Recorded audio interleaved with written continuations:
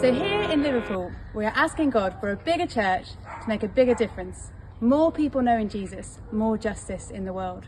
So what difference does knowing Jesus and being part of a church family actually make?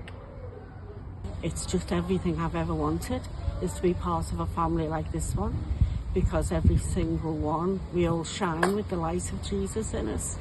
The difference in my life is that I now have a good life. Before Jesus, it wasn't a good life, and now it's an amazing life. I just couldn't be without Jesus in my life, or the church family.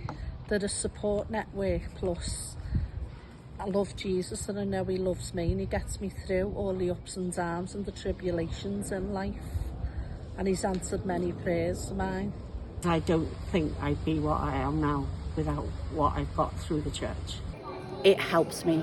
It makes me have a full community that I didn't have before.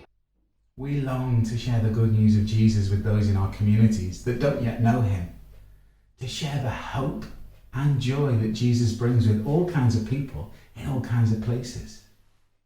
To do this, we need to think creatively about how we can be the church for this generation, and that is where Cultivate comes in.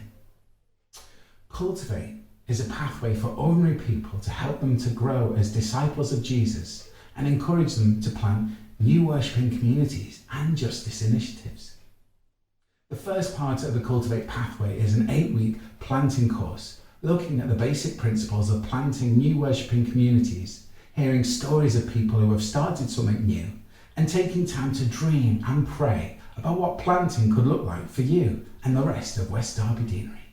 We've been leading stuff for years, but always been quite alone in it, and being drawn into Cultivate and that community of people doing what we were doing in their own patches and doing it their own way, but that kind of the planting and the leading and the striving forward for the kingdom of God as a community was really useful.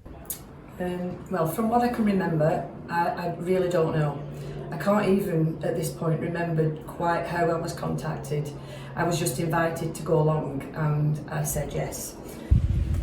I suppose I did want to grow, that was probably the main reason. And I really believe in good discipleship, so I think anything to do with being discipled is always a good thing.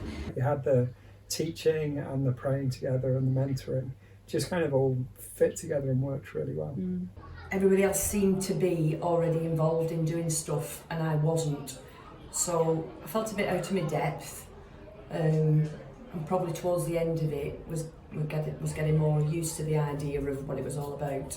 So it was a bit of a catalyst in terms of that level of urgency was just lifted quite significantly.